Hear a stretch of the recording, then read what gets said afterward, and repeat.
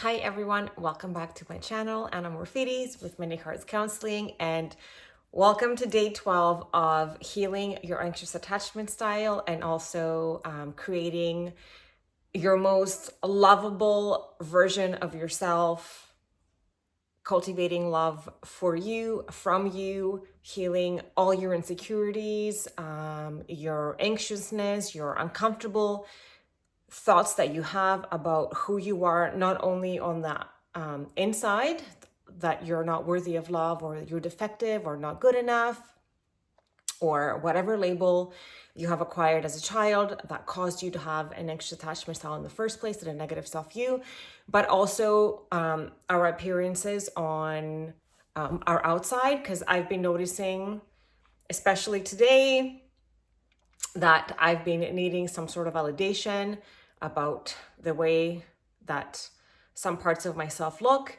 And sure enough, the way that this universe works is, it's so magical to me, because when I feel like I voice this insecurity and then I wait for the person to validate back to me what I don't believe that I am, right? Like I'm waiting for someone to validate for me what I don't like about myself. That will never work. So of course, I'm not going to receive that validation from the person, because I'm supposed to create that for myself. I'm supposed to know that for myself, because if we don't know this for ourselves, it doesn't matter if the people tell us 100,000 times that we are whatever it is that you're insecure about. If they tell you 100 million times the complete opposite, if you don't believe it about yourself, it's going to continue to be your reality, and we're going to continue to want to hear it from that person. So this is why it's so important to create self-love, positive self-view, have a great self-concept. So we're going to be doing that today through gratitude for ourselves and our life in its current state, and continue to heal our inner child, so then we can move past the past and continue moving forward in a more positive and fruitful future. Not that the future doesn't feel challenging, because believe me, I've been on this healing journey now since 2018. I slowly started. Yeah, so it's been 6 years, and I stumble and I fall, but I am predominantly in a more space of gratitude and self-love than I am from before, because before I was ridden with insecurities, abandonment wounds. I was running on this program that I'm bound to be rejected, bound to be alone. And then I had so much shame within myself. And the way that that would work is okay, so this is what I was thinking in the shower today. So I get like downloads of messages that I'm supposed to be communicating to you, the beautiful viewers. And I wrote it down so I don't forget it, because it was a little bit complex. So the ego part of ourselves that develops in our childhood, Sigmund Freud was the first psychologist to really bring light to the ego. It is the one that is holding hands with your subconscious mind, and is the one that is like its identity is the one that is formed during our childhood in order to protect us from what is not making sense in our reality, when we're not receiving our 4 S's: to be seen, to be soothed, safe, seen, secure, and soothed. So when we don't get the 4 S's, the ego steps in and it tries to protect us. And then in counseling school, they called it the misguided ally.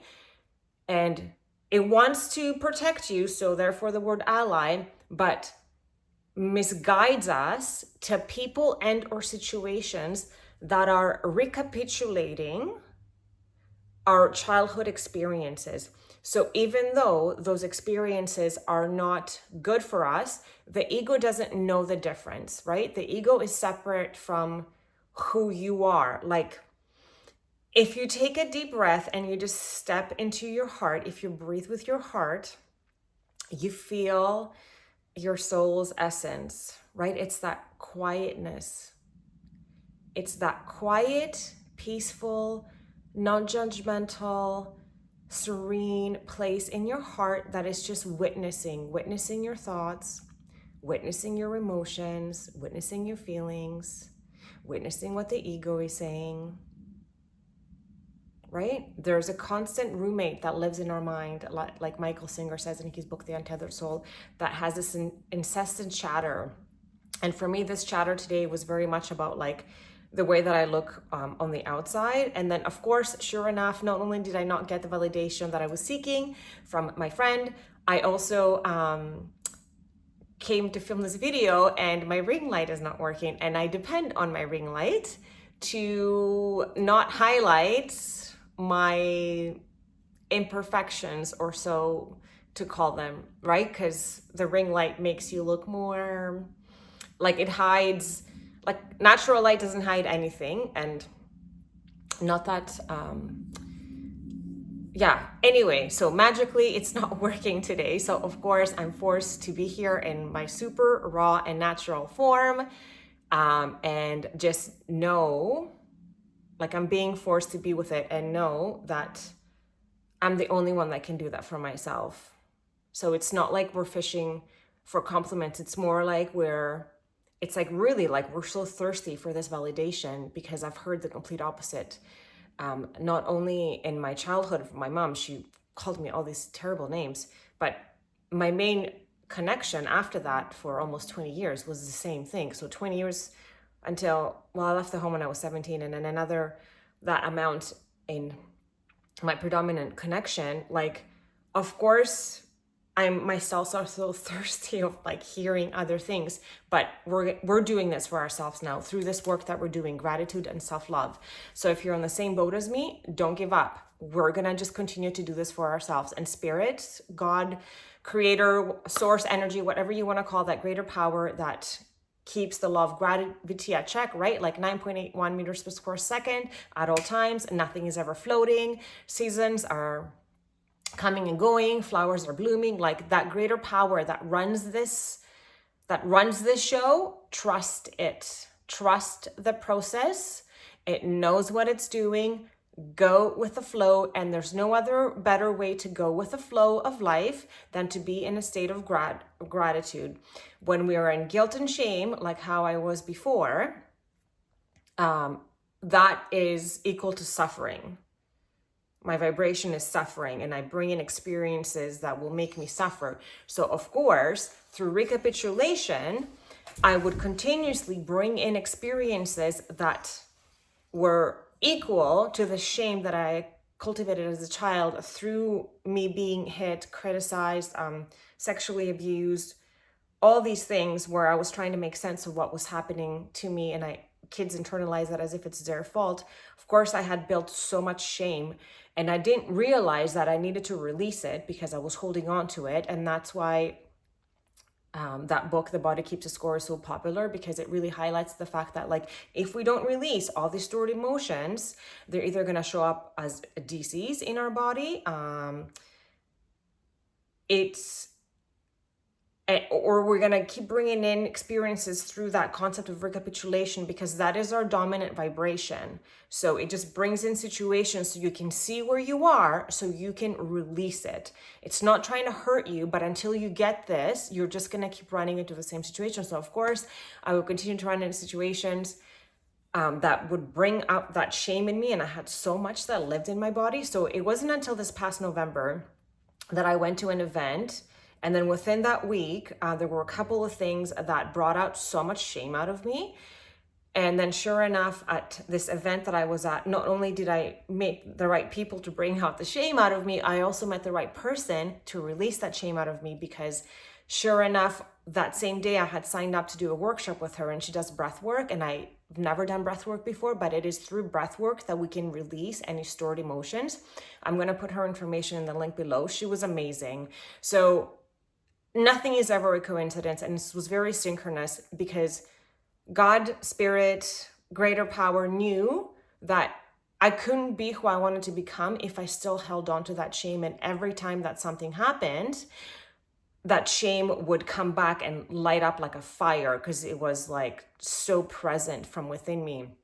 So say, how could I be a successful YouTuber if, for example, someone is not liking something that I'm posting or challenging it or criticizing it or whatever you want to say? If that shame is still triggered from within me because it's so alive, then how am I going to be so sure of what I'm delivering, these messages, and all the years of studying that I've done and understanding and experiencing and going through myself and feeling the effects of all this work? If I'm still living in the shame of who I am and what I'm saying, I could never be this person. So of course I needed to release the shame, and I needed the people to come into my life and me put myself in the situations where I needed to know that it's still alive, and so I need to release it.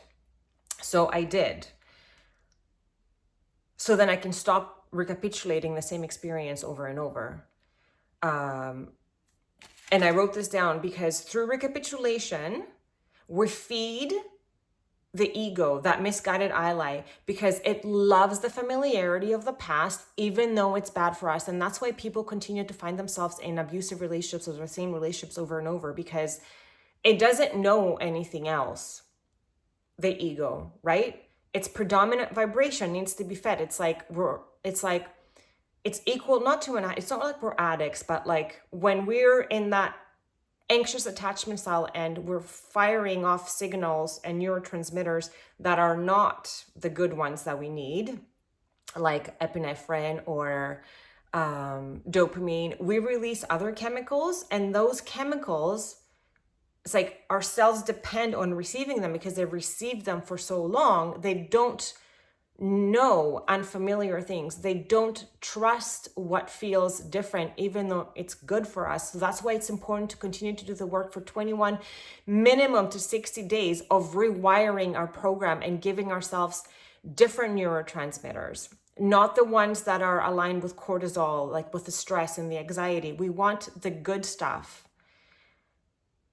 We want to release different neurotransmitters so then we can change the patterns.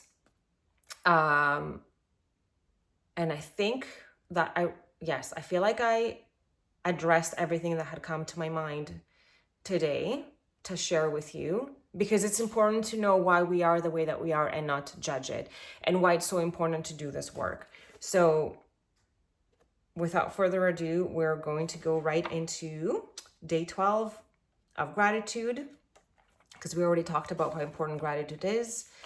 And day 12, magical people who made a difference. So this is the book by Rhonda Byrne, The Magic, sequel to The Secret. And The Secret is the more grateful we are about things in our life right now in this present moment, no matter how little they are. If we're grateful for those, then the chances that we're going to receive more things to be grateful for are going to be 1,000%. If we're resentful of what we have right now, then of course we're going to create more reasons for opportunities to feel more resentment towards our life. So we're always in control. And another thing that I thought about today is when we're making room for more, like when you're changing your vibration, like today I had this sense of like, it's not loneliness, but it's kind of like an emptiness. Like sometimes I just feel empty or something is missing. Don't fall for that and go back into your old patterns of like attaching, chasing. Allow that space because you're creating room for something different. That's what happens. And it feels unfamiliar, right? Because we're filled with the same patterns from before that lead us to the same feelings and emotions. When we're changing our vibration and our self-concept and our core beliefs, you better believe that it's going to be unfamiliar and it's going to feel a little bit empty because we're literally creating room for something different. So again, allow for that difference to come in, recognize what's happening, and just allow, trust, surrender. That's what it means to surrender. I trust the process. I surrender to the universe, or I like to say I surrender to God for whatever He's meant to bring into me next. I trust the process. I surrender. Okay. So every one of us has received help, support, or guidance from other people at particular times in our life when we needed it the most. Sometimes another person alters the course of our life through their encouragement, guidance, or just being there at the right time.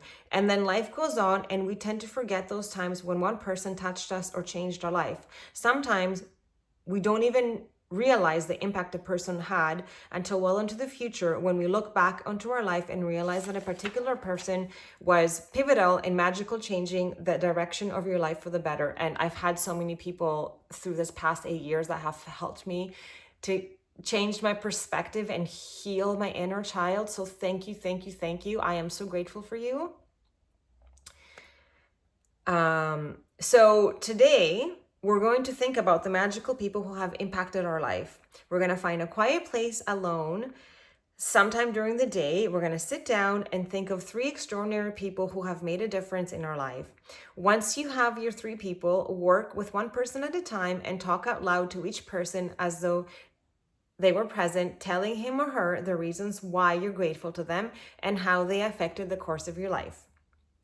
Make sure you do this magical practice with all 3 people in one session, because it will take your feeling of gratitude to a far deeper level. If you split up this magical practice throughout the day, you will not feel the same depth of gratitude or receive the same magical results. So here's an example of what you might want to say. Sarah, I want to thank you for the time that you encouraged me to follow my heart. I was lost and confused that day, and your words touched me and lifted me out of despair. Because of what you said, I found the courage to follow my dream, and I moved to France to work as an apprentice chef. I am living my dream, and I couldn't be happier, all because of what you said to me that day. Thank you, Sarah.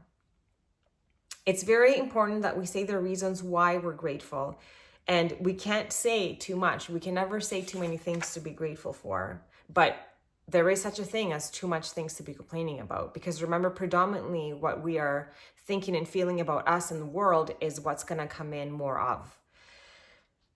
So this will help the magic in our life explode. It numbers amongst the most powerful acts of gratitude we can ever perform. If we're not in a position to talk out loud, then we can write down our words to each person and address them as if we're writing a letter.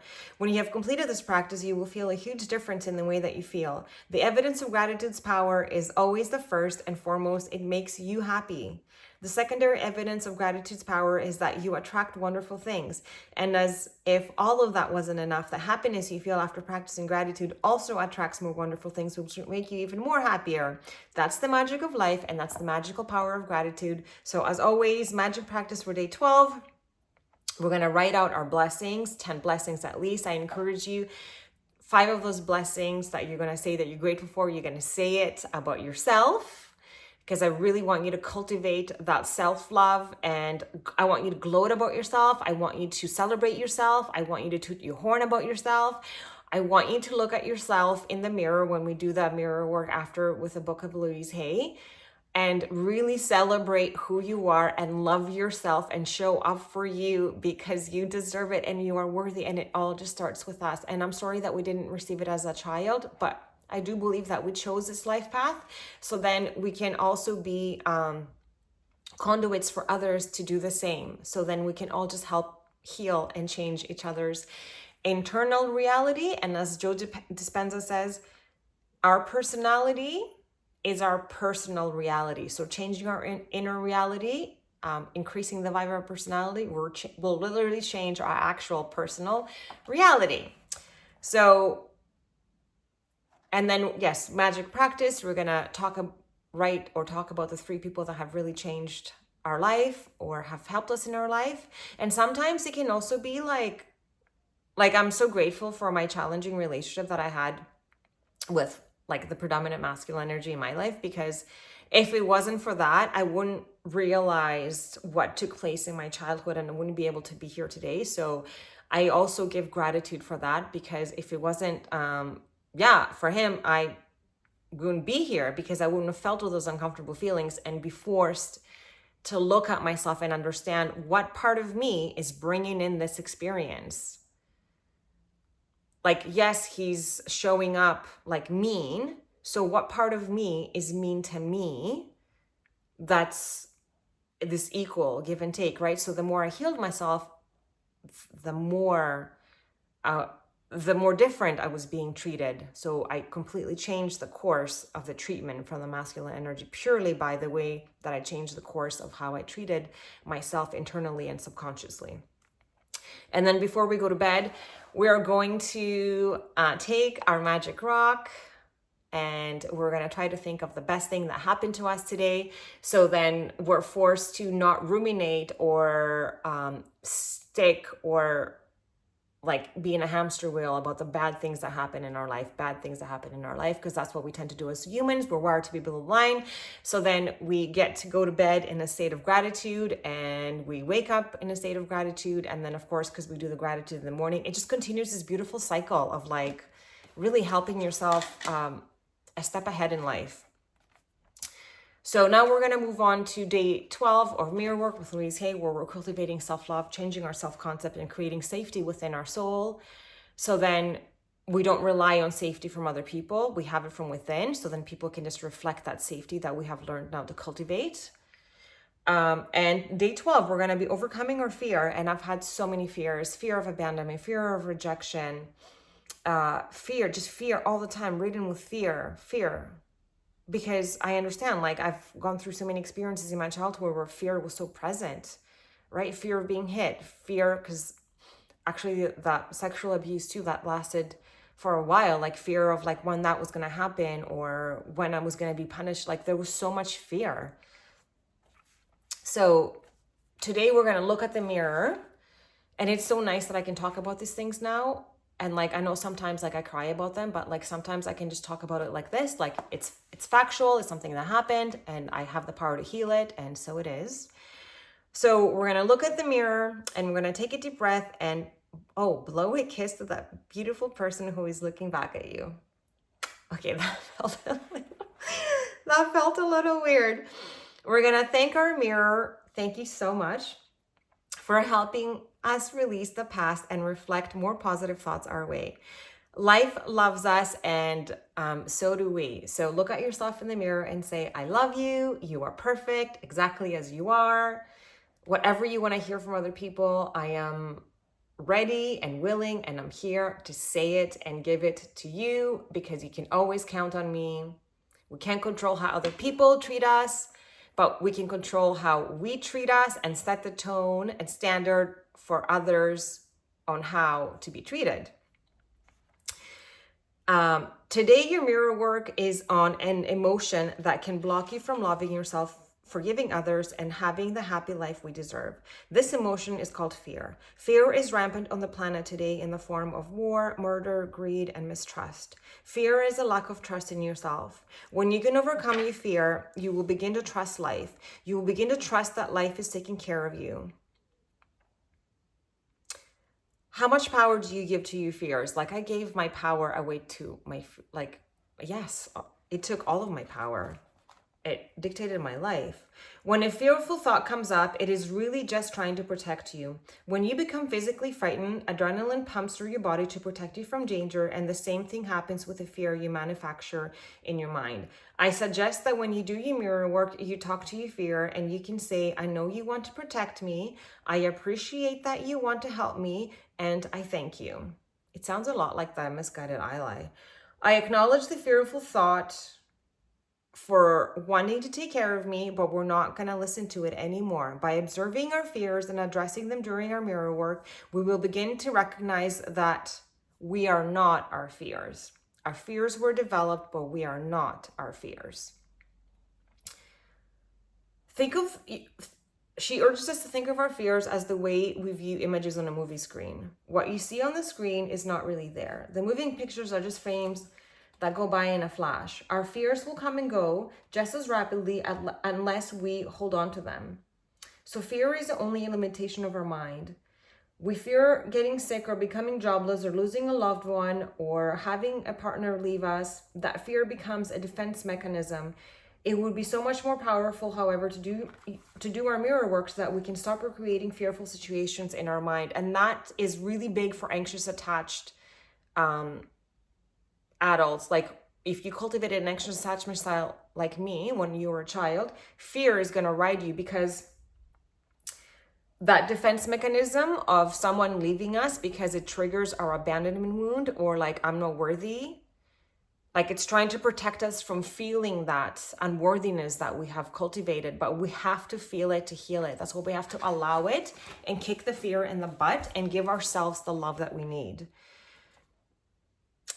So she continues to say that she believes that we have a choice between love and fear. We experience fear of change, fear of not changing, fear of the future, and fear of taking a chance. We fear intimacy and we fear being alone. We fear letting people know what we need and who we are, and we fear letting go of the past. But the mind cannot hold two opposite thoughts at once. And at the other end of the spectrum from fear is love. Love is the miracle worker we've all been looking for. When we love ourselves, we can take care of ourselves. When we are frightened, remind yourself that it means that you are not loving and trusting yourself enough in this moment. The belief that you are not good enough is often at the end of your fears. And this is so true. This is totally what run my system. But when you love and approve of yourself completely, you can begin to overcome your fears. Do everything you can to strengthen your heart, your body, and your mind. Turn to your mirror and let's affirm the power from within. All is well. Everything is working out for me. I am safe. Love is my strength. Only love is real. That's so beautiful. Okay, so for our mirror work exercise today, she urges us to practice in front of the mirror, like, what is the greatest fear that we're experiencing right now? And then if you look at yourself in the mirror and you ask yourself that and you get the answer, write it on a note and stick the note on the left side of your mirror. Acknowledge this fear and tell it, I know you want to protect me. I appreciate that you want to help me. I thank you. Now I let you go. I release you and I am safe. Then take the sticky note, rip it up, and toss it in the trash or flush it down the toilet. However we get rid of the fear, the point is to release it. Now we're going to look in the mirror again and repeat these affirmations. I love and trust. Love and life take care of me. I am one with the power that created me. I am safe. All is well in my world.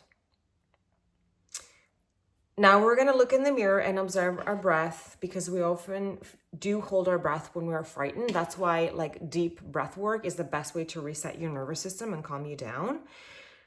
So we're going to take a few breaths, and I'm actually going to prep you right now for the meditation that's going to come after this. So as always, you can lie down or you can sit upright, and you can have a hand on your heart, connecting with the true essence of who you are, or your tummy just under your belly button where your sacral chakra is, and have your back upright so you can have your 7 energy points within your body, also known as the chakras, aligned, free-flowing. And we're going to imagine, when we take our deep breaths to get into our meditation, breathing in love and then exhaling longer than an inhale. We're going to be exhaling anything that's not serving us or blocking our energy centers, all the fears, anything that you're fearful for. Breathe it out right into from your diaphragm, breathing it out. So here we go. So you're going to take a deep breath in of love.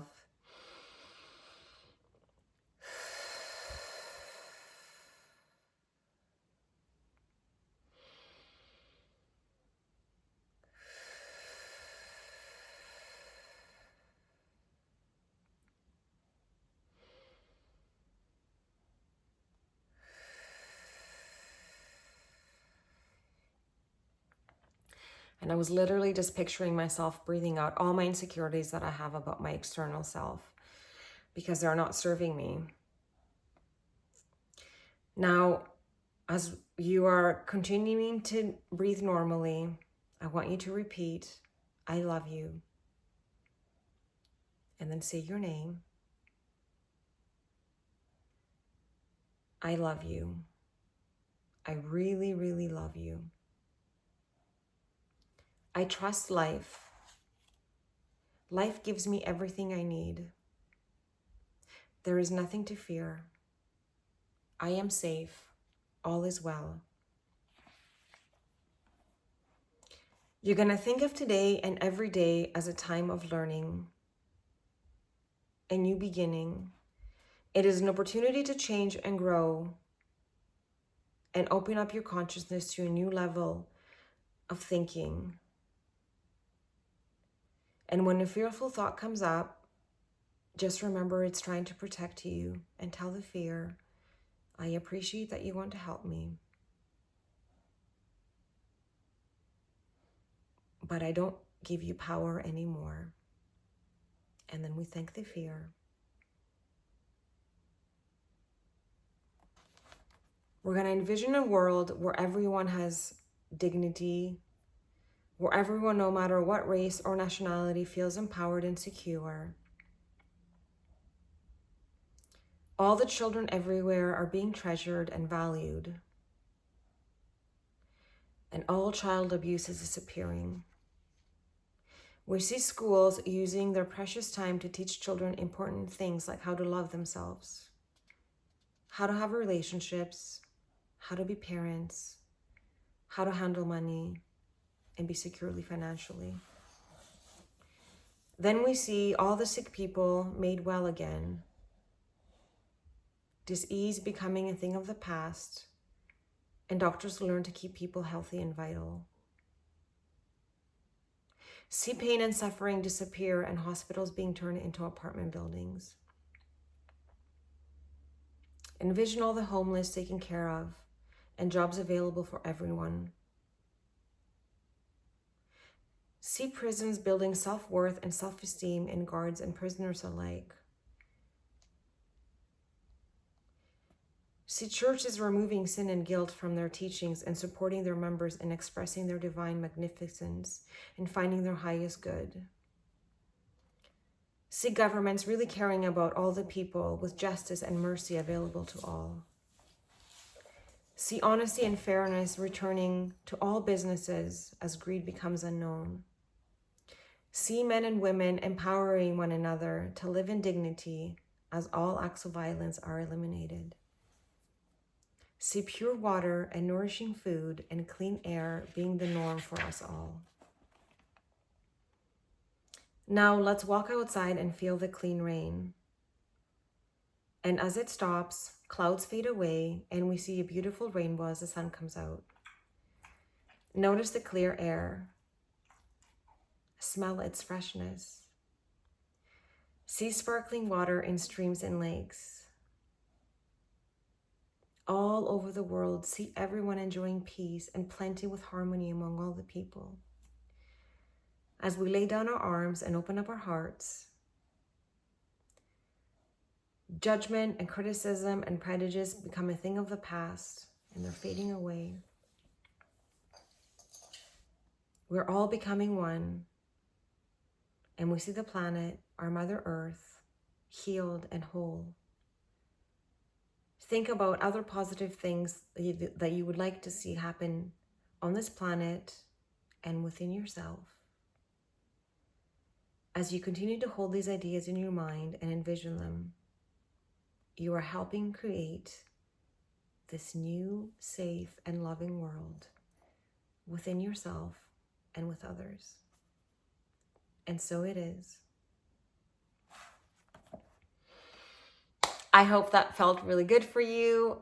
Wow, that actually is making me feel super light within myself. I want to take a nap right now.